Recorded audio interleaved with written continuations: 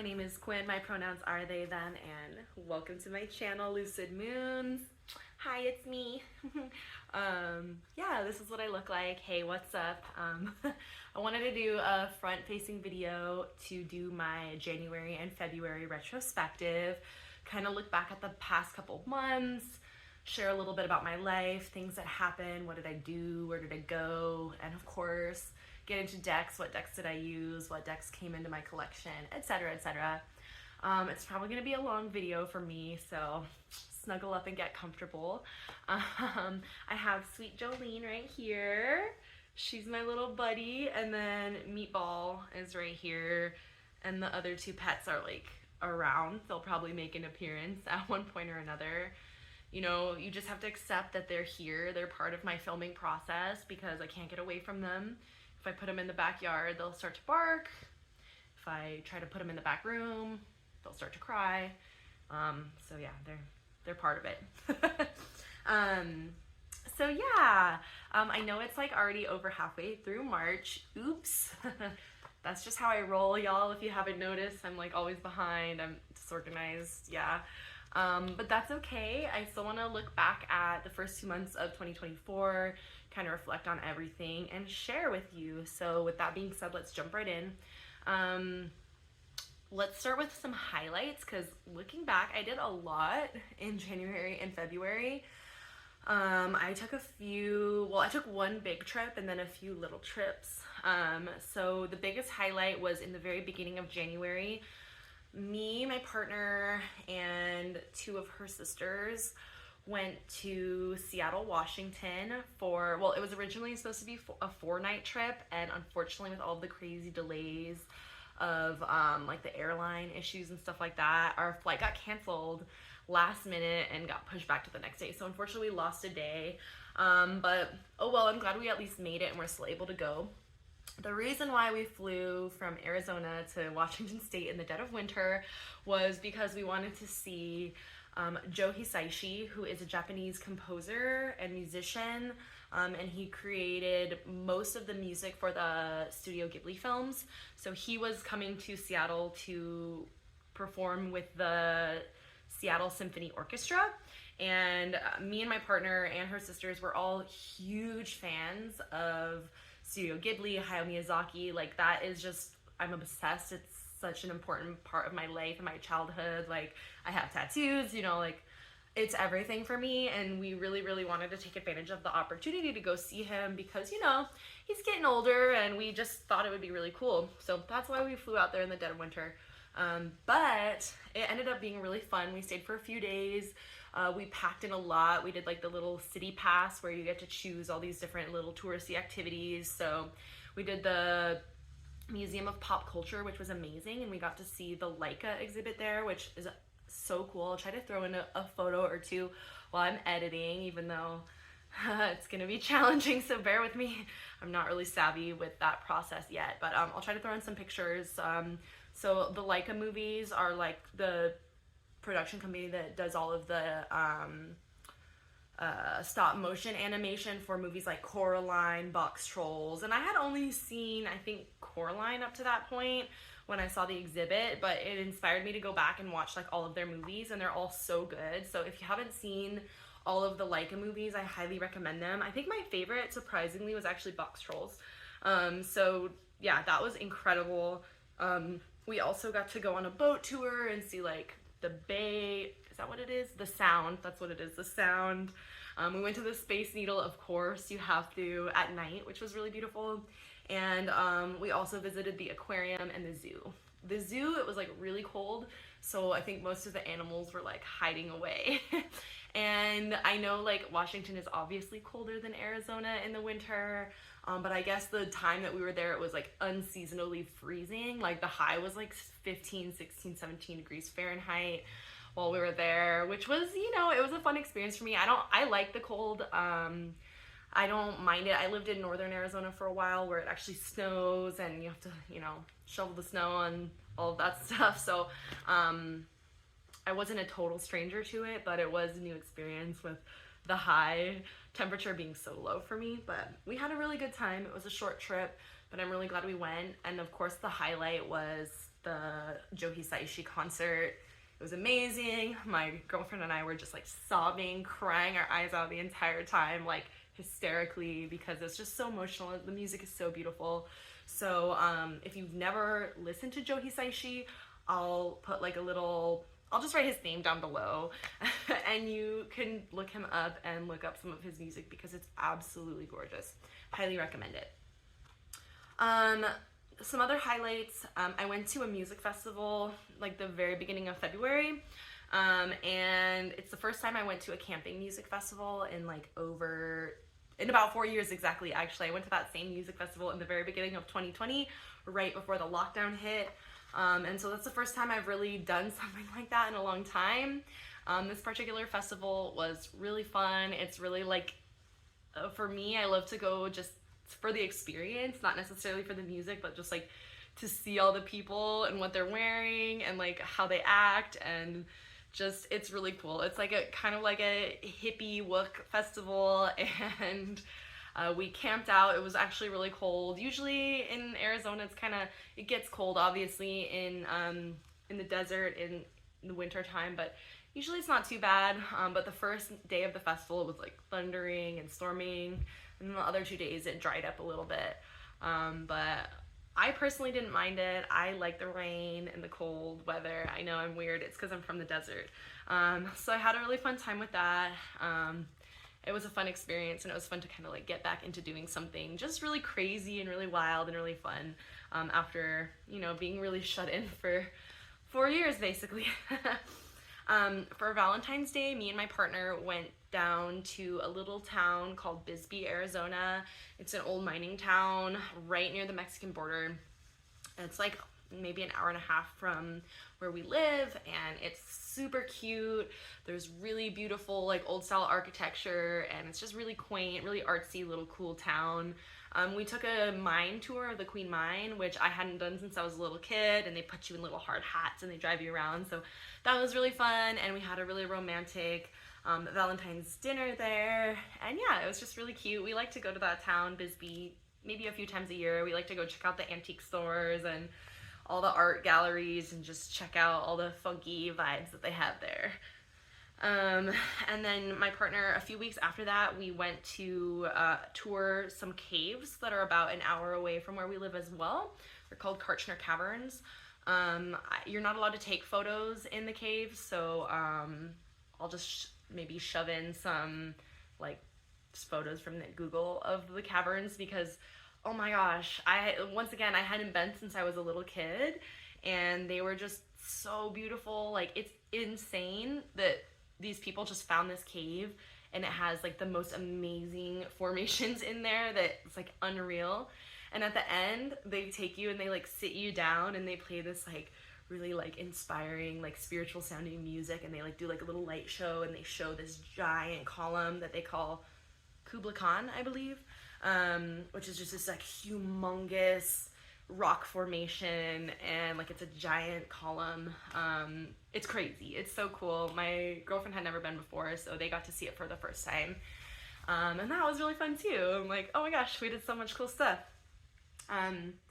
I'll also mention I went on a couple of like little field trips for my work. So I work with youth. I run a program for first generation and low income high school students, and we help them, get into college, give them tutoring, stuff like that. But we also take them on fun little field trips around town, sometimes out of town. And so those are always really fun highlights for me, because I get to do fun stuff. I get to hang out with my students, and it's a great time. I won't show any pictures because obviously they're underage, but I'll just mention in January and February, we went to a really cool place called the Biosphere. It's like a research facility where they tried to, basically back in the 80s and 90s, they tried to have people live in these giant domes where they created these different biomes. So there's like an ocean, and like a tundra, and a rainforest, all in these like big indoor domes. Ultimately, the experiment failed because I believe they weren't getting enough oxygen, the participants in the study, and there was just some issues with it, but it's still really interesting. You can still go tour it. So we got to go there, and then we also got to go tour a really cute little lavender farm in the area that was all decorated super cute for like Valentine's Day and couples, and they had like a little like pumpkin carriage, looked like it was from Cinderella, and they had it was really quaint and really cute. They had donkeys, so that was a really fun trip. We had to have a little picnic there. And another trip I went on is we got to go tour like the Air and Space Museum, which was really kind of cool. Like they have a bunch of old airplanes and stuff to learn about. It's not really my thing, but it's still cool to learn about. And we also did a service learning project where we took them to pick up trash in a riverbed where we live. And that was actually probably one of my favorite ones, just because, yeah, I like doing those types of projects and activities. And it's really heartbreaking, actually, to just have all these people in this tiny little area, all of the plastic and all of the trash that you find in there. It's like, it's really sad, but it's also really eye-opening. Yeah. But it was still cool to be able to make a difference, clean up some trash, pull out some invasive species, and the kids had a really fun time, and so did I. So that was a really fun trip. So yeah, that's pretty much it for the highlights. It's like, looking back, it was really jam-packed, and it's easy to see why I was like a little bit stressed out, a little bit like struggling with mental health these couple months, and I just had a lot going on, a lot to balance through it all. So it was pretty interesting, but like overall total net positive. Like I feel so lucky that I got to do all that fun stuff. In terms of like TV shows, I'm not a huge TV person. I'm more of a movie person, to be honest. But there are a few shows, like I'm very picky with my TV shows, but there are a few shows that I like. I really didn't watch anything super new or exciting. Me and my partner have just been on like a huge RuPaul's Drag Race kick. That's like one of my all-time favorite shows. I've been watching it since 2011, like I think since season 3, 2 or 3. And I'm just like a fan. It's like almost like a comfort show in a weird way. Yeah, it's kind of silly. Yeah, it's kind of trashy reality TV show, but I just really love to see the looks that these people create and the talents that they showcase. It's just really fun. So the new US season 16 has been airing, and so of course we've been staying up to date with that one. I'm personally rooting for Nymphia Wind. She's amazing, but all of the queens on this season are super talented. I think it was a great cast, and it was just really interesting. It's been a really good season so far. We've also been watching RuPaul's Drag Race UK versus the World. The new season 2 is out right now, so we're staying up to date on that one as well. And I don't know who I'm rooting for in that one. I don't really know. They're all really talented queens though, and I do really like them. But yeah, that's been fun. And we ended up getting a subscription to the WoW network, which is like has not all of them, but many of the Drag Race episodes from like the other countries, like the UK, Down Under, Canada, Thailand, Philippines. So we've kind of just been like dabbling, watching a little bit here and there from the different seasons. I'm watching Mexico Drag Race season 1, and I'm really enjoying that one so far. I just love the queens on that season. They're so talented and they have such a great energy. They're so funny and sassy, but they're also really kind to one another and really supportive, and I just love their looks. So yeah, we've just been kind of on a RuPaul kick basically for TV shows. And like I said, I'm a movie person, so I'm not going to tell you like every single movie I watch because that would be crazy, but I will mention 2 movies that are new and that I got to see out in the movie theater, which was really fun. So the first one was Lisa Frankenstein, and I think I'll give that one like a good 3.5 stars. It was really cute, it was really fun. It's basically about this teenage girl who like has a relationship with like a Frankenstein-esque, like a Victorian teenage boy who has like come back from the dead essentially. It's cute, it's funny, it's camp, like I enjoyed it, I had fun with it. Did it blow my socks off? No, but I still thought it was fun. By the way, I'm a harsh critic. And then I also saw a movie called Driveaway Dolls, which was also, I would give it around the same rating, like a 3.5. It was cute, it was funny, it was kind of a comedy movie about these two lesbian gals who get caught up. You know, they rent a car and it has something in it that you don't know what it is, that belongs to these, you know, criminal guys, and they're kind of on the run. I think it's set in the 90s. And yeah, it was, once again, it was cute, it was fun. I really appreciated seeing like a lesbian movie where a lesbian love story is like the central part of the movie. I've seen a couple movies that are coming out recently like that, which is really exciting because you don't see it a lot. And so I did really appreciate that. But you know, it was kind of just a little silly, a little goofy, a little funny movie. So yeah, like a solid 3.5 stars, I would say. Both of them, you know, were worthwhile, and I would watch them again. So yeah, I didn't really play a lot of video games. In January and February, I kind of had a little like Animal Crossing moment where I got back into Animal Crossing for like maybe a week, and I was like playing and decorating my island and stuff, but I kind of fell back off. I haven't been in a huge mood for video games in a few months right now. But you know, maybe I'll get back into it later on. Maybe when the summer months hit and it's really miserable here and there's nothing to do, I'll start playing again. I don't know. Right now I'd rather like go out and be outside because the weather's so nice. It's like, it's been kind of rainy and then kind of nice and warm and sunny. Like springtime is definitely here where I live. Everything's blooming. My allergies are acting up. But it's really, really nice, and we have to take advantage of this weather because it's gonna be miserable in a couple months here where I live in the desert. So yeah, that's pretty much it for like the happenings, the stuff over the past 2 months. I'm gonna flip around the camera and we can talk about the decks, which is everyone's favorite part. Yay! Okay, so these are all of the decks that I worked with in January.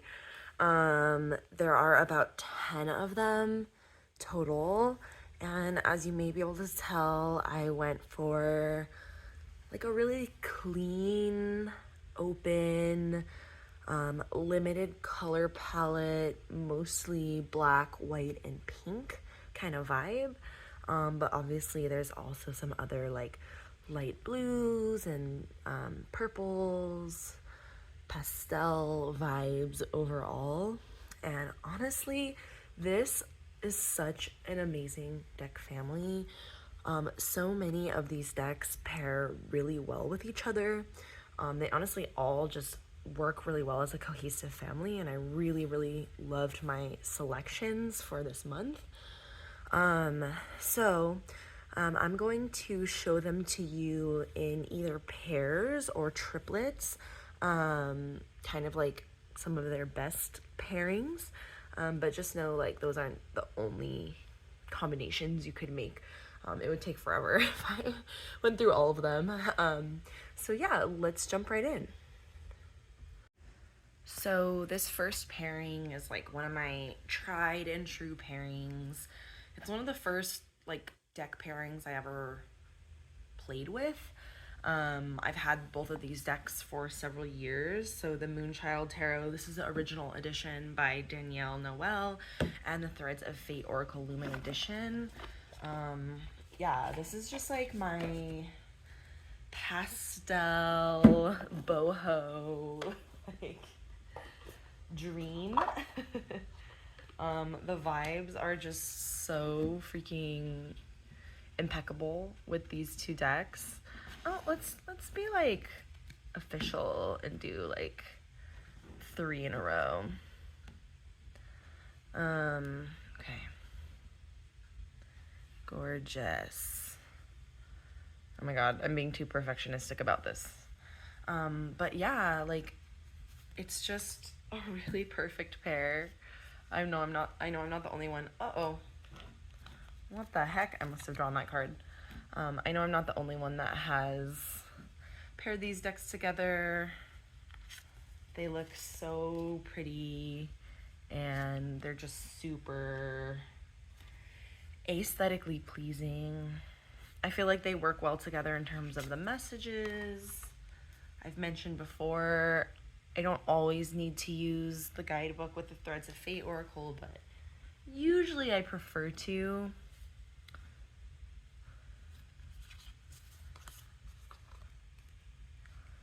And they're just so gosh dang pretty. I love this type of color moment, the pinks, the purples, and the blues all in pastel, like one of my favorite color combos, if not my absolute favorite. And yeah, I mean, I think I've mentioned before, I have a little bit of like a love-hate relationship with the Moonchild. So I did work with this pairing this year. Not a ton, but I did use it a few times. And honestly, if I'm called to use a deck and do a couple readings with it, even if it's just a daily pull, like pulling 3 cards like this, at least a couple times in a year, because I have such a large collection, in my opinion, like I'm super happy with that. I'm super satisfied with that. So that is the Moonchild Tarot and the Threads of Fate Lumen Edition Oracle. Okay, the next little group we're gonna look at is Zekes Arcana by Zekes Lunchbox. Ooh, I know they changed their name. I can't think of what it is. If I remember, I'll update it down in the description box below. Caprimoon Tarot by Beck, I think it is. I'll write it down below once again. And the Black Salt Tarot by our very own Logan from Lark and Legend. This, you know, all 3 of these decks also paired well with the Threads of Fate Oracle, but we're gonna look at them together because this is kind of a fun pink, more pinks, more pastels, and of course some black hollow.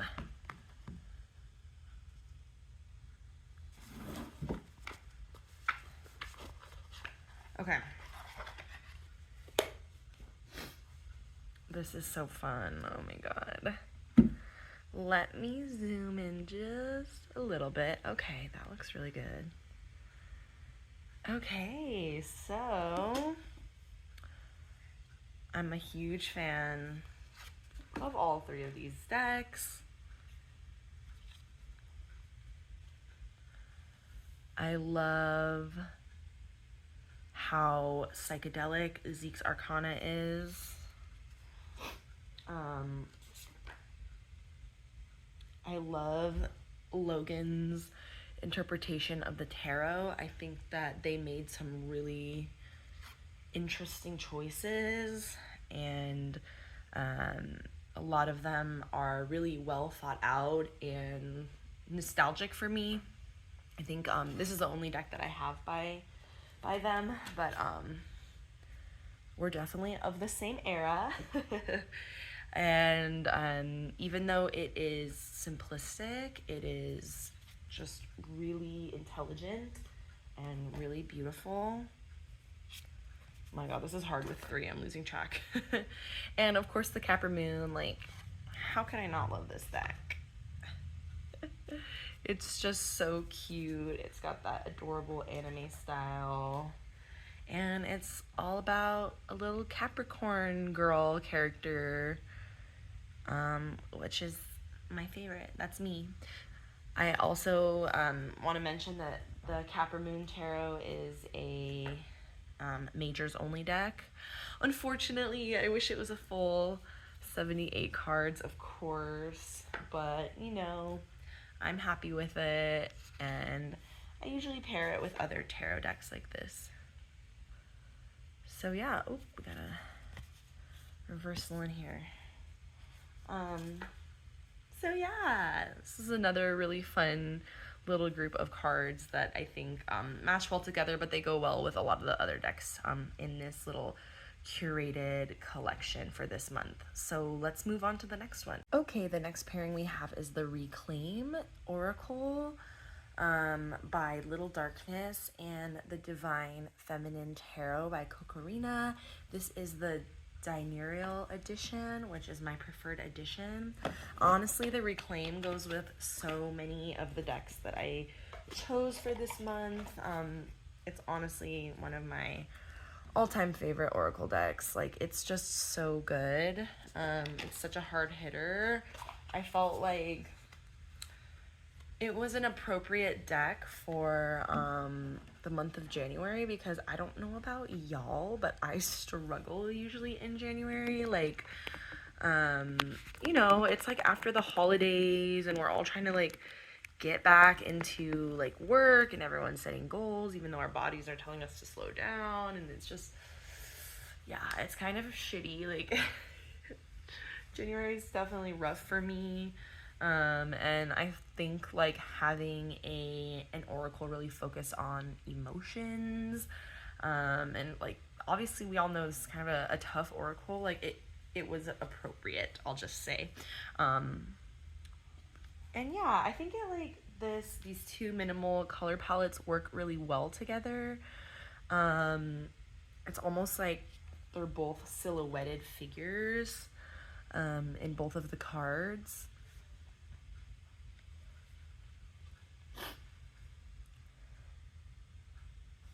They both have, you know, women focused figures.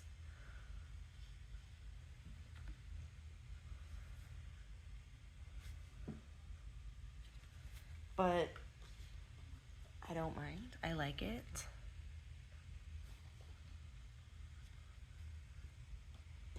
And I think like kind of like the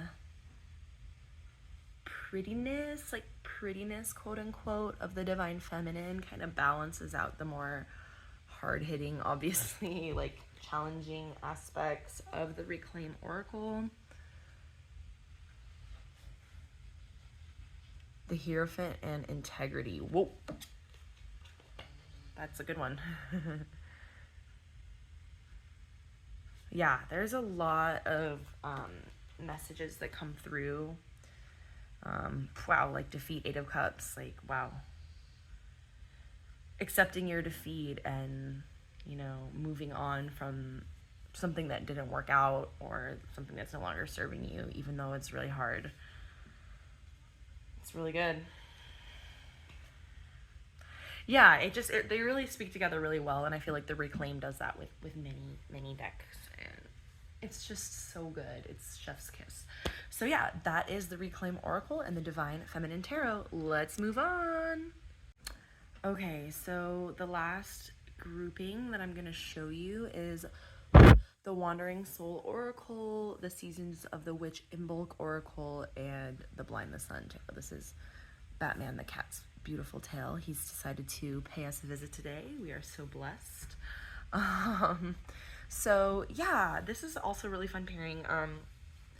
This deck is brand new. I got it right, you know, either at the end of December or the beginning of January, and it's gorgeous. I love the artwork. I think it's just so good, and the vibes are so fitting for January. Honestly, I didn't use it as much as I wanted to, or as much as I used the other Seasons of the Witch decks last year, but it's okay. You know, I got a couple of readings out of it that were good, and I will continue to use it more in the future, hopefully. So yeah, Wandering Soul Oracle, I always forget the name, is by Rachael Jean. And this one's an all black and white deck. I'm like, maybe I should put the tarot deck in the middle and the oracles on the side. Yeah. Seasons of the Witch is illustrated by, this version is illustrated by Tijana Lukovic, and the authors are Lorraine Anderson and Juliet Diaz. And the one in the middle is the Blind the Sun Tarot. This the artist, I think, goes by Blind the Sun. I know they have another name as well, and this is unfortunately out of print. But it's a really fun deck, and I'm really glad I got my hands on it. Okay, we got another group of 3. I'm gonna struggle just a little bit with this one. takes skill, it takes practice. Okay.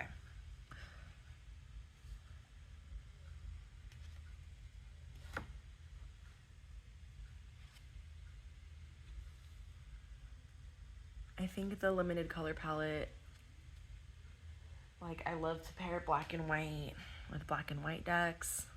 But the great thing about black and white decks is they pair with so many other decks as well. Like, you can't go wrong.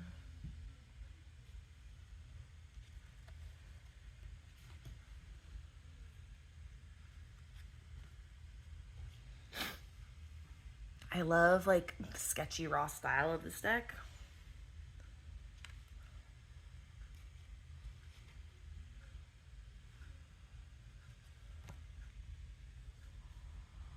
I'm almost like, what if we did it like this? So the black and white decks are on the side. Ooh, how about that?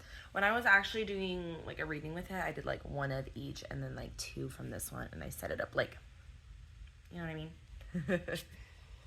But that's okay. We're just like checking out the overall vibes.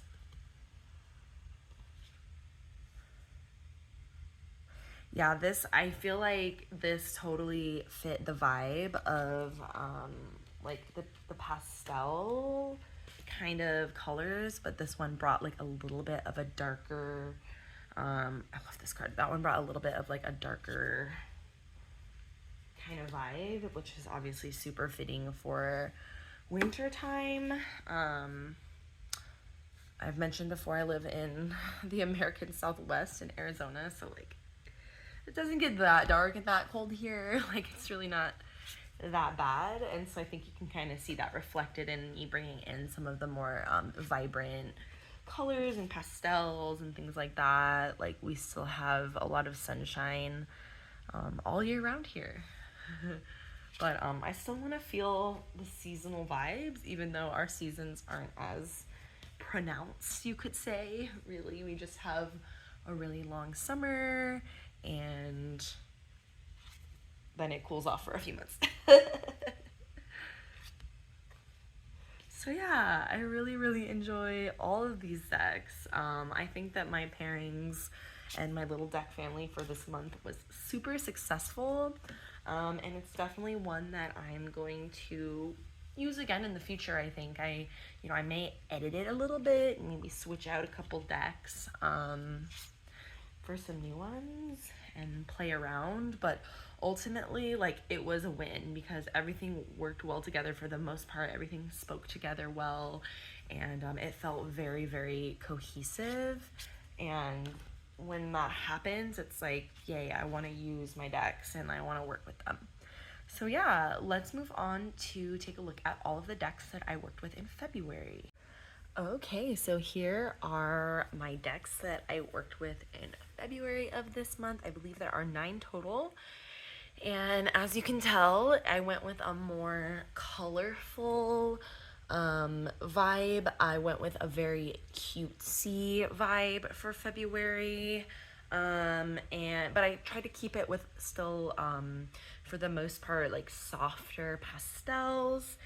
And I just wanted like adorable, cute, like animals and little creatures to be there for me in February, because obviously like Valentine's Day is all about love. And yeah, I kind of felt like February was also like, I struggled a lot in January, and February was also a tough month for me. So while I had a couple like darker, like harder hitting decks in January, I wanted to go for a really light and fun vibe overall for my February decks to kind of cheer me up and lift my spirits a little bit. So yeah, we're gonna go look through these in pairs or in groups of 3 and kind of check out a couple pairings that I did with these decks and how they work together.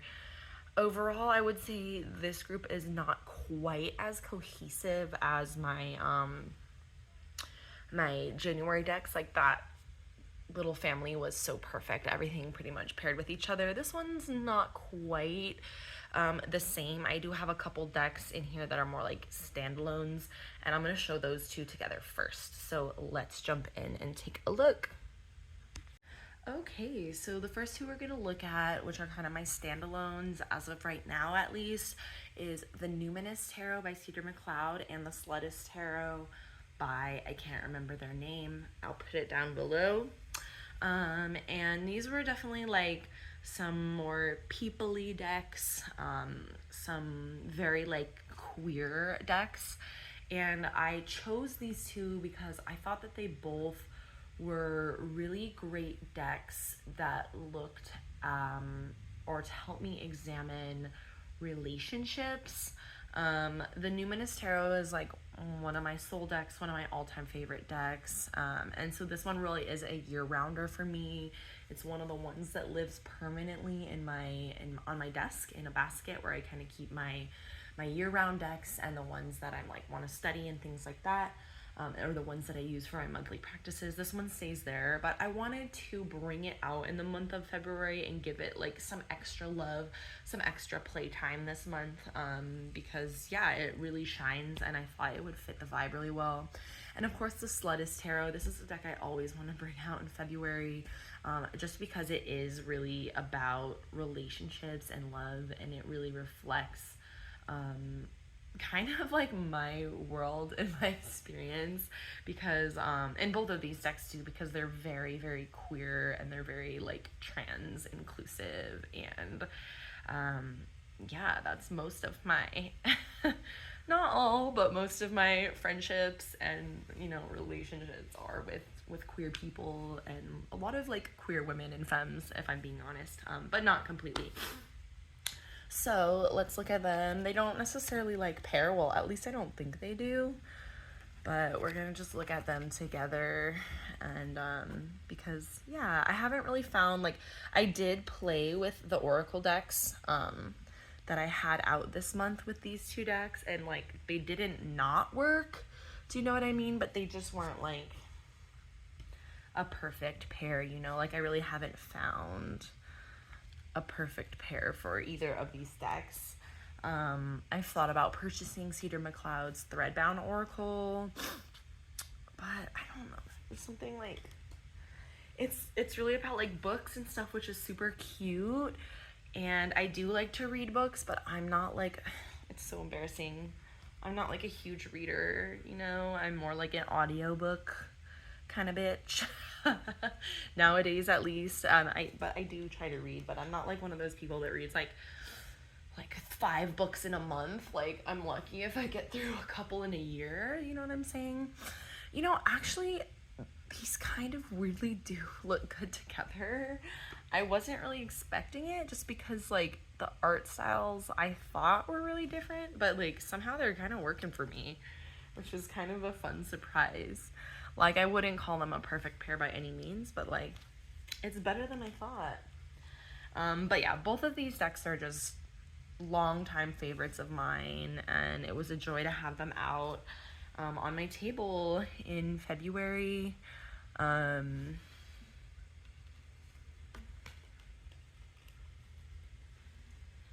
yeah, nudity warning. Forever, always on my channel. There's gonna be nudes on here, okay? Yeah, this is actually really fun. Like, these actually look really cute together. I was not expecting that. Maybe I should actually, just for fun, do a little reading with these two decks. This deck, even though it looks really like sweet and cute, like a young adult like novel, it actually is a really hard hitter. But it's very loving. And this deck for me is like super intuitive, like a very intuitive reader, that's just loosely based on the RWS, but kind of goes its own way. And yeah, how fun. The colors, I think, are actually what's really going well. Wow, that is so fun and unexpected. Okay, let's pause there. That's the Numinous Tarot and the Slutist Tarot. Now let's take a look at the next little group. Okay, our next little grouping is the Forest Enby Tarot by Binx Olson, the Veleda Oracle, I don't know the artist's name, I'm pretty sure on Instagram they just go by Veleda Oracle, and the Starspinner Tarot by Trungles. I'm super pleased about this little group right here because previously I did not have a good Oracle pairing for either one of these decks. For whatever reason, they're kind of tricky to pair, and I feel like the Veleda Oracle came through. It's a new addition to my collection, and I feel like it came through and it like really it shone, and it paired super well with both of these decks. I think, like, you know, as good as it may get. I don't know. I think like the really simplistic vibes in the Veleda with just the plain black backgrounds and these like pastel pops of color like is perfect for both of these decks. So let's take a look.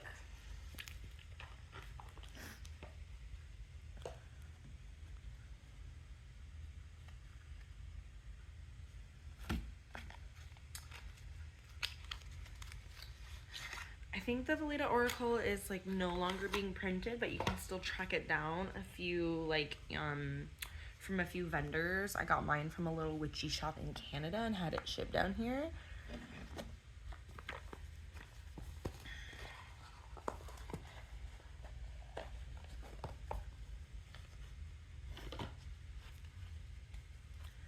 Okay, let's move these a little bit more centered. Sorry, I got dog hair everywhere. Okay, let's take a look. So I would not pair all three of these together. I would like pick one of the two tarots plus the Veleda Oracle. So like in your brain, try to imagine that. Because I don't think all three of them, well, I mean, they're not that bad, but I don't think they all look that great as a triplet, but I'm just showing you kind of for the sake of time all three of them at once. But wow, yeah, it's so pretty. Dream and the Sage of Cups. I can't remember if the Sage is the queen or the king. Damn it. I'll know when I see another like court card. Huh. Okay. I love it. How fun.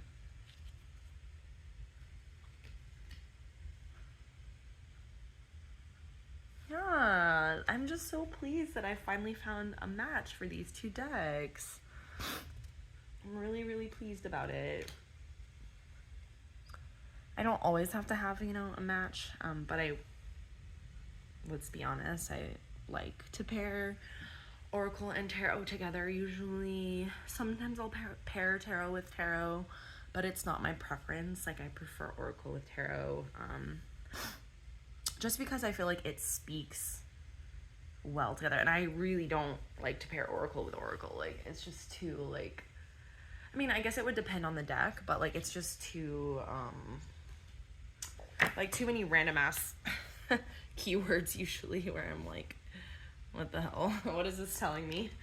And that's just me. That's just my personal preference.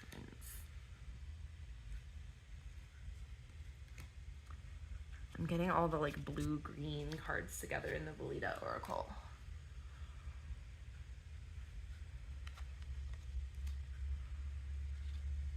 Oh, look at that. That's so pretty.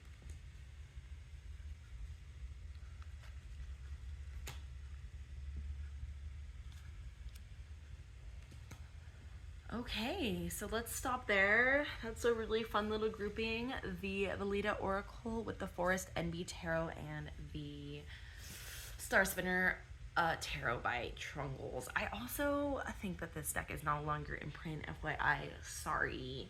I have a few OOP decks in my collection, so sorry y'all. I know some people don't like to see them, but I think it's still good to show them, first of all, because I want to be honest about my practice and like what decks I'm using. I don't want to like hide them away because I'm scared I'll hurt someone's feelings. And I also think it's important to show these decks that are more rare or hard to find, or maybe, you know, are less common, and so that they can be shared with a broader audience. And so that's just my personal preference and my personal opinions about showcasing out of print decks. But anyways, let's move on to the next grouping.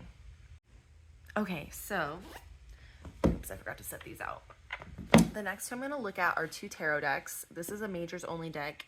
This is the Tarot by Aya Takana. This is a Japanese deck that I got on eBay. It's very new to my collection. And this is the Kawaii Tarot by Lulu Mayo. So these two and then the last two that I'm going to show, they really like all pair together really, really super well. But I'm just breaking them two and two. I don't know if I mentioned this is a majors only deck. So let me get these cards out. This one, is it in order? No, it's not. Okay, good. I mean, it wouldn't matter either way, but I think I'm just gonna do a side-by-side for these ones. This is just like, this pairing right here is like cuteness. Or no, let's do Aya Takano in the middle. This is like cuteness overload, which I love. If you haven't yet seen my deck collection series, I have 8 videos up on my channel where I look through my tarot deck collection and my oracle deck collection. So definitely check that out if you haven't yet. But if you have seen it, you will know that I love adorable, cute decks. I have quite a little mini collection within my collection of cute decks. So yeah, it's one of my things. It's one of my favorite type of decks to collect. I don't know why. I think that I just like, well, first of all, I just like cute shit. And I've been on an inner child journey where I'm really embracing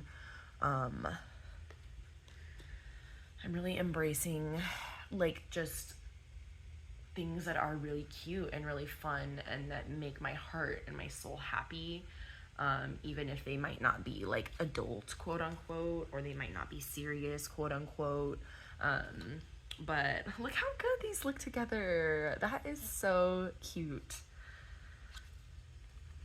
So yeah, me and my partner have been on that journey together, and we have like a bunch of cute stuffies organized in our house, and I don't know, it's just really fun. It's like something that I didn't really like get into until I started dating my current partner, and like we've really just encouraged each other to do things that spark joy and make our inner child happy. You know, as queer people, sometimes in my personal experience, not quite as much, because like I had a pretty accepting family for the most part, and like I had a very like positive childhood. But you know, I think as queer people, a lot of us either have to grow up really fast, or we're not allowed to like the things that are assigned, like, you know, that are assigned gender at birth. Tells us we're allowed to like, right? Or the world tells us we're not like. And obviously that's not really the case for me, but I just think it's beautiful that I can have this queer relationship with someone where we encourage each other to really do things and enjoy things that make our inner child feel happy. So wow, this is just such a good little pairing. I'm obsessed. It's so cute. It's so fun. I wish the Aya Takano Tarot was a full 78, because like this art style is everything. This is right up my alley. But you know what? It's okay. I'm still really grateful that I have it, even though it's just a 22 major Arcana only deck. So let's call it there, and let's check out the last pairing for the month of February. Okay, the last pairing of today is the Animal Apothecary Oracle by Cara Elizabeth and the Weird Cat Tarot by Gabrielle Cash. This is a yes. This is such a yes. I've said it before, the freaking Animal Apothecary Oracle, it's one of the best. Like, I haven't been showing the backs to all these decks, I realize, but I just wanted to take a minute to look at those ones because they're so pretty. Like, this freaking Oracle deck, I swear to God, it pairs with fucking everything. Like, it keeps surprising me. When I think it won't work, it works. Like, I don't know what it is. But, like, I honestly, like, I could go pull out the fucking Somnia Tarot right now and pair it with this deck and it would probably work. No, I'm just kidding. I don't think that would work. I think that would be weird, but honestly, you never know. This deck is like really versatile. But this is such a good pairing, and honestly, this deck paired with every single deck that I used this month, more or less. I think that it paired better with these two, as well as the Ayatokano and the Kawaii Tarot, the two that we just looked at. But like this one is also just super perfect.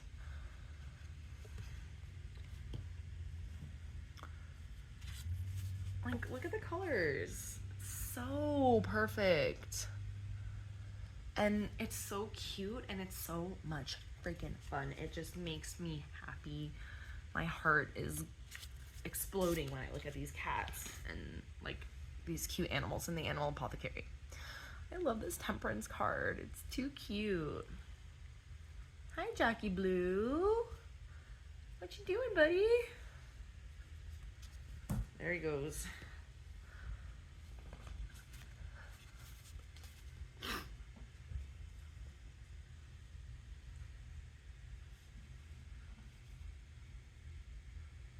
Wow, magnetism through gratitude. Knight of Pentacles, 10 of Pentacles.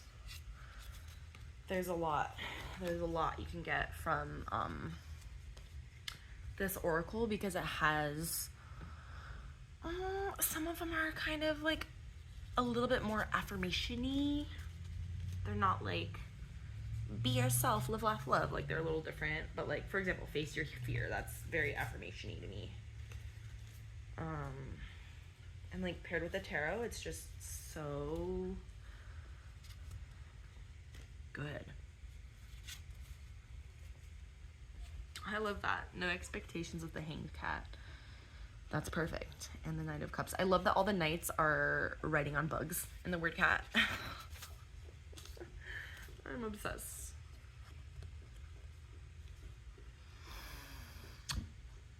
So good. Like, this pairing is so good. What the heck? So yeah, overall, like, I think I curated a really, really good deck family for February. Like I said, it wasn't quite like a true, you know, quote unquote capsule collection, because, you know, ideally in like a capsule, like if you're thinking of a capsule wardrobe, pretty much every piece in your wardrobe matches with everything else. Like, it follows a certain color palette or whatever. So like, you can just grab any two pieces of clothing like when you wake up, and like boom, it works, like no matter, and you can just make infinite like pairings. So I definitely go for that when I'm selecting my decks for the month. Like, definitely going for like as much capsule as possible. I don't think this was like 100% a capsule where like everything went with everything, but I think it was really damn close and really good. Oh, these colors are so amazing. So yeah, February was definitely a win. We're gonna close this chapter and we're gonna move on, and we're gonna look at the new decks that came into my collection in January and February. Okay, so in this section of the video, we're gonna talk about the new decks that came into my collection in January and February, as well as decks that I backed on Kickstarter. So I mentioned before that I'm on a lower buy year, and I want to be honest, like, if you look at the total amount of decks that have come in, like, no, it's not low buy at all. But like, some of them, like, I have excuses for, okay, so they don't count. So the first one is, this one does not count, okay, because this is a deck that came in from Kickstarter that I backed last year, okay? So I'm innocent. I didn't do anything wrong. No, I'm just kidding. I'm really not shaming myself. I'm just trying to be more intentional and slow down, and like, it's not sustainable for me to bring in like fucking 50, 60 decks a year like I did last year. It's just not. I just don't have space for it, and I don't want to have quite that many decks. I'm okay with having a large collection. I like having a large collection, but, you know, I'm not trying to, I want to be able to use all of my decks within the year, even if it's just a little bit, even if it's just for a reading or two or a daily draw, but I want to be able to use them all and get something from all of them. So this is the beautiful Inner Ecology deck by Stars and Soil. This is a gorgeous little oracle deck that came in super quickly. I did show it in my collection video, and it's just right up my alley. It's like all of the things that I like in a deck. It's nature based. It's an oracle. It's has really interesting and unique keywords, like decomposers, for example. I think that's really unique, and I'm really excited. I haven't worked with it yet. I can't remember when I'm gonna work with it. Definitely in the summertime, or maybe even in the early fall. Like I'm thinking like late summer, early fall is probably the moment for this deck, but we will see. I'm such a Capricorn. I have like my whole year planned out in what decks I'm going to use and how I'm going to curate my little collections for each month, my mini collections. But yeah, this was like an insta back on Kickstarter for me. It was really affordable, and I thought it was just perfect for me and my practice. So I'm really glad that I got it. Like I said, once it funded, it came in really quickly, and oh, that's so cute. Is that like a marmot? I literally don't know. So yeah, that's the Inner Ecology Oracle. What a fun little tiny guy. I love it. Okay, so that one's out of the way. That one doesn't count. I'm just gonna tease these ones. So you saw, let me zoom out a little bit. You saw the Aya Takano. Let me zoom in a little bit. You saw this one in my pairings. I also have the Spiritual Tarot by Akirax Uno. I'm probably saying that wrong. Oh God. This is Love and Mystery Tarot. And this is, God, I can't remember the name, but it's by a really famous Japanese illustrator. So these kind of don't count too, and let me tell you why. These are 4 really kind of unique, rare decks from Japan that I got on eBay. I believe they're out of print because I got them all in used condition, and I paid like not a ridiculous price, well, at least to me, but I paid a pretty penny for these decks. Let's see, these 2 are majors only decks, and then these 2 are full 78 cards, but like pippy pips, you know what I'm saying? So I'm not going to show them right now because I want to do a special video. I'm just teasing them, but I want to do a special video where I show them all, look at them all side by side. And this doesn't count because it was my birthday treat to myself, one of my birthday treats to myself. So yes, technically I did bring in 4 new decks in January, okay? But it doesn't count because my birthday was December 30th, so so I'm not counting those, okay? And really those are like collector's items decks for me as well. Like of course I'm gonna use them. I use all of my decks, but yeah. And then I'm gonna tease one more thing right now. Where did it go? Okay. I won. This also doesn't count. I'm gonna go like, I won an Instagram giveaway, okay? Let's just take a peek. Oh, I'm so excited. So I haven't unboxed it yet. I want to do a full unboxing video. Hi, Batman. And yeah, I know it takes me forever to do all of this stuff, but I am going to do an unboxing of all 4 of these decks. Oh, and I forgot to mention there's 4 decks in here. But that doesn't count either, okay? Because I won them on Instagram. Like, obviously, what the heck? So, all in all, aside from those 1, 2, 3, 4, 5, 6, 7, 8, 9 decks that don't count, I brought in 4 decks aside from those. So I'm only counting the 4. And if I only count 4, then like, yeah, that totally is a low buy year for me. Okay, I'll start with the mass market. Well, I have one mass market and 3 indie decks that have come in that I chose to buy. And the first one is the Tarot Oscuro by Estelle Riviere. And this was just one that I had wanted for a long time. I saw it on Andy's channel. 2 of these decks I saw from Andy's channel, and I was like, I had never heard of them before. I'd never seen them before, and I was obsessed. I was like, I need this in my freaking life. So this is just, basically, I had wanted it, and then I went to Barnes & Noble, and it was there. It was one of the decks that I had on my list that I for sure wanted to get in 2023. I wasn't in a rush to get it. It's mass market, and I'm probably, obviously, it's kind of dark, so I'm probably going to use it a little bit more in, like, the darker half of the year. But it was there. And I had money in my pocket to buy it, so I did. But, like, look at this. This is just so... This is so me. Like, this is so me. As soon as I saw this on Andy's channel, I was like, I need this in my life. How did I not know about this? It is just so bizarre. It is so creepy. It is so weird. It is a completely unhinged and wild take on the RWS. It's like fetishy. It's funny. It doesn't take itself seriously. I'm obsessed with this. I'm obsessed with this justice, sorry. Oh my god. Like the conjoined twins. Like, yes. It's unlike anything else. You can't tell me this is like any other fucking deck out there. So I'm really glad that I was able to buy it from my local Barnes & Noble. That's great. It's so fun. It's super slippery, so that's why they're flying all over the place. I'm obsessed with this. This is like probably one of the reasons why I was like, okay, I need this deck right now, was this Page of Swords. You can see it's a person wearing like a pool suit.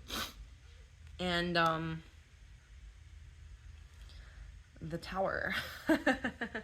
Also, look at this Empress. I don't know if this is supposed to be a real person or not, but I love her. She's so fun. And we have like an evil looking green man for the Emperor. Like, it's just so fun. So that is my one mass market tarot edition. All of them have been tarot. Okay, the next one, I'm not gonna lie to you. It was just a straight up impulse buy. Okay, I'm not gonna lie. This one was not planned. I just went for it when I saw it on Etsy. So, you know, not the healthy type of decisions I want to be making my low buy year, but it is what it is. This is the Chow Chow Tarot. This is from Etsy. It came from Korea. And, I mean, I told y'all I love adorable decks. You saw earlier the Weird Cat Tarot, which is my cat deck. My, like, cute cat deck. And I have been wanting a cute dog deck forever. Okay, it's small. Look at, it's got like a pink pastel edging. I've been wanting a cute dog deck, but none of the dog decks like on the market really hit for me. Bring it in just a little bit so you can see these adorable. And you know, like now I have my cute cat deck and my cute dog deck because yes, I'm both a cat person and a dog person. I freaking love animals and I love both. But like with time, once I got my dogs, like I used to probably lean more towards cats when I was like young, when I was a kid. But like with time, now that I'm an adult and my dogs have come into my life, like I'm leaning, I'm a dog leaning person, for sure. And so, of course, I want an adorable dog deck. And this one's super cute. It's just, like, very RWS based. I followed the creator on Instagram, and this is her actual dog. I think his or her name is Kiki. I don't know who Chow Chow is. If that's, like, the type of dog. I don't know. Or if that's... maybe that's a word for dog. I don't really know. But it's just so cute. Like, I couldn't resist. And they got me because they were like, limited stock. And I was like, all right, it's happening. Look how adorable the Temperance card is. So yeah, this is a super, super fun deck of cards. That was absolutely irresistible. At this point, you know, if you've watched some of my videos, you know my taste. It's not a surprise that this wasn't an insta-buy for me. Okay, I have 2 other decks that came in. This is the Outsider Tarot. This is another one that I saw on Andy's channel, and I was like, oh my god, yes, I need this, please. And I ended up getting, like, I purchased the regular edition from the creator's website because I heard the regular edition was, like, low in stock and may or may not, I don't know. You know, they get you with that, I swear. And then he ended up sending me the silver edition, even though I didn't pay for it. So that was really exciting. And what intrigued me about this deck was, yes, the interesting interpretations of the cards and the artwork. Absolutely. As you can see. Oh, it's still in order.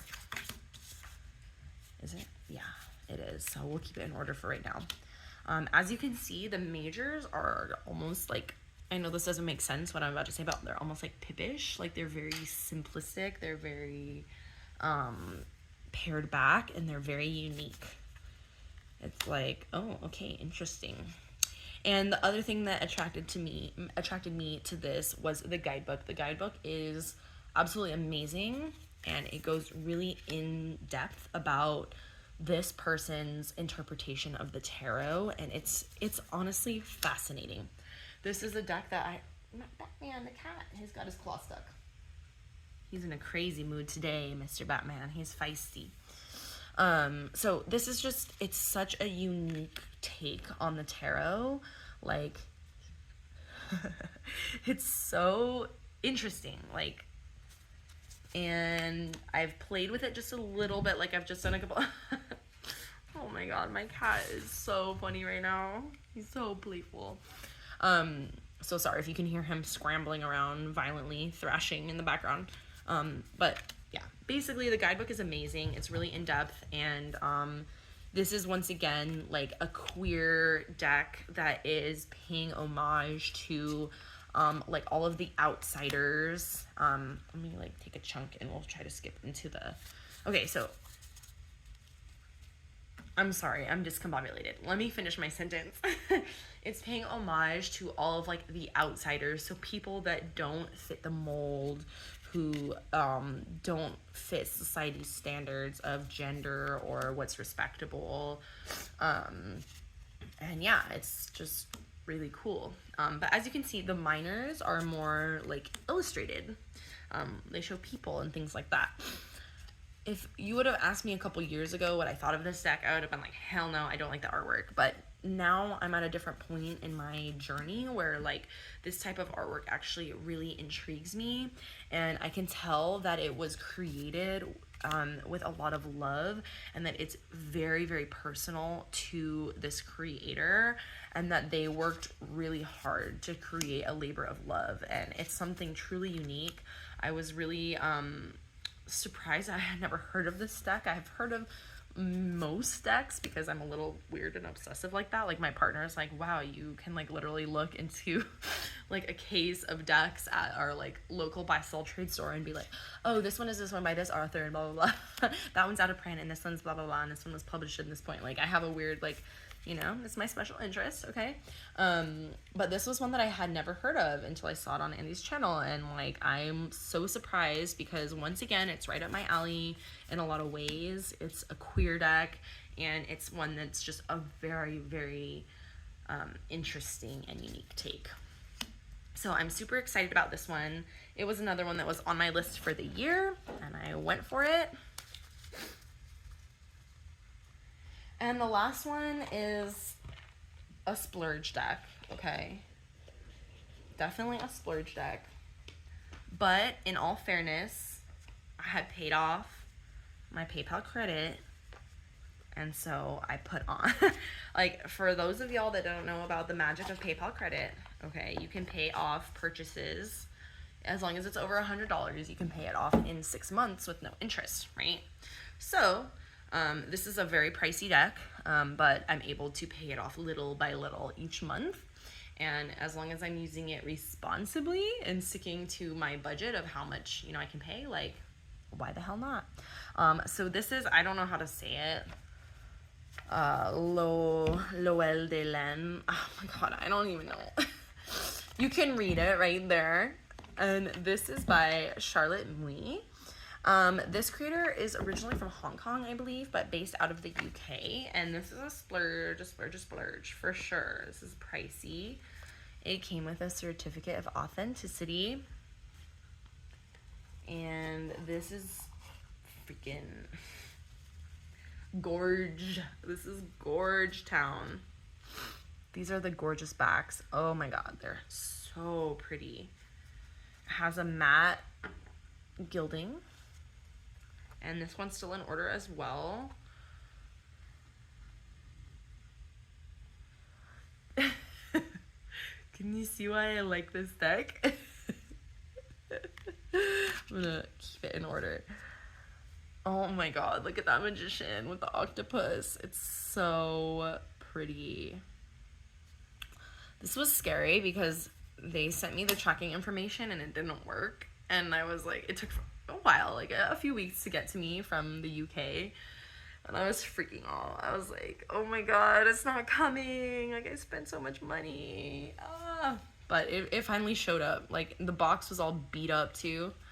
But it made it to me, and I'm so glad it did, because this is everything. Like, it's both stunningly beautiful, the art style, and it has cute and adorable cards and elements in it. It's very RWS. I love this Lovers card. Absolutely gorgeous. For me, it was worth the splurge. But definitely I am trying to slow down a little bit after this one, for sure. I love this Wheel of Fortune card. It's like a what's it called? A crystal ball with a bunch of ghosts in it. So mysterious. I love that take on the Wheel of Fortune. These characters are just absolutely stunning. And I love the clowns, like the cute clowns. That is totally me. Okay, I'm gonna jump to the minors and take a big chunk, because the minors are really interesting. They're in black and white. And they're these like really cool, like monstrous devil creatures. Definitely an RWS based deck, but it just has this mystery and just this really like fine art element to it. And then you can see that the quartz are in a limited color palette, and we have green for the pentacles. Oh my god, that is gorgeous. Oh my goodness.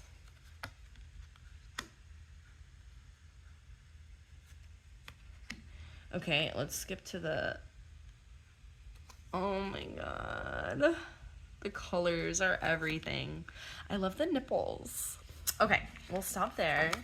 Don't want to do a full walkthrough. So that is the last deck. That was my big splurge of the year. So that's the Noel de Lam. I'm so sorry. I need to stop trying to say French words. Give me Spanish and I got you, but French is a no. Okay, so that was all of the decks that have come in. Yes, I know it's a lot, but like I said, I'm slowing down because I'm really satisfied with my collection. I feel really great about what I have. I am setting aside a few decks to cull, and yeah, I'm feeling really, really good about it. I think I have one more deck coming in that I got from someone on a Facebook group that was an out of print deck that was on my list. saw it for a great price, and I was like, yes to that. But other than that, there's really only like one more deck. Well, there's probably a handful of decks that I do want to purchase this year that I've been wanting, that have been on my list for a really long time. So yeah, I'm gonna try to just take it slow. I'm not rushing to get these decks. I can definitely be victim to like, it's going out of print, it's going out of stock, like, oh my god, gotta get it right now. I'm definitely a sucker for that. That's how they get ya. But yeah, so let's move on to the last section. Let's talk about the Kickstarters that I am going to be backing, or that I have backed in the past 2 months. The first one is the, and I'll throw some pictures up here. The first one is the Last of Their Kind Tarot. I actually backed it at the end of last year, but I think it reached its funding goal in January. It's just an absolutely gorgeous animal deck. It's all based on endangered and extinct animals. It's so pretty. It's a circular deck, and I was like, yes, yes, and yes. It was an immediate yes for me. The other one is the Terra Incognita Oracle, which is this really beautiful minimal black and white plant photograph deck that has really interesting keywords. It's been out of print for a while, and it came back into print, or well, it's back on Kickstarter funding right now. So I'm really excited about that one. I think it's gonna pair really well with like my Somnia Tarot and some other decks that I use kind of in the darker months of the year. And and I wanted to mention, I can't think of the guy's name, I should have written it down, but all of the photographs are from this naturalist who photographed all of these plants, like, and he was born in like the 1860s. So they're actually really old photographs, but they look really like they were modern, like taken in modern day, and they're really beautiful and artistic. And then the last one is the Little Monsters Tarot, and this one is funding with its sister deck. I can't think of the name off the top of my head, but I'll throw in a picture. I didn't back that one, I just backed the Little Monsters one. That deck has been out of print for several years. It's one that I really have wanted for a long time. I think it's really cute, and I was just super pleased to see it funding again on Kickstarter. So yeah, those are the decks that I'm gonna be, or that I backed. I might change my mind and cancel my pledge. We'll see. I like to back and then like let it simmer, you know what I mean? But as of right now, that's what I'm planning. Well, the Last of Its Kind already funded, so that one is for sure coming. But the other ones are, you know, I'm gonna let it simmer for a few more days. But yeah, if you've made it this far, wow, thank you so much from the bottom of my heart for watching. It's been amazing to have you here. It would mean a lot to me if you could like this video and subscribe. Help me get my channel going, help me get started. I'm brand new. And yeah, whoever you are, wherever you are, I hope the rest of your day is filled with so much magic and so much joy.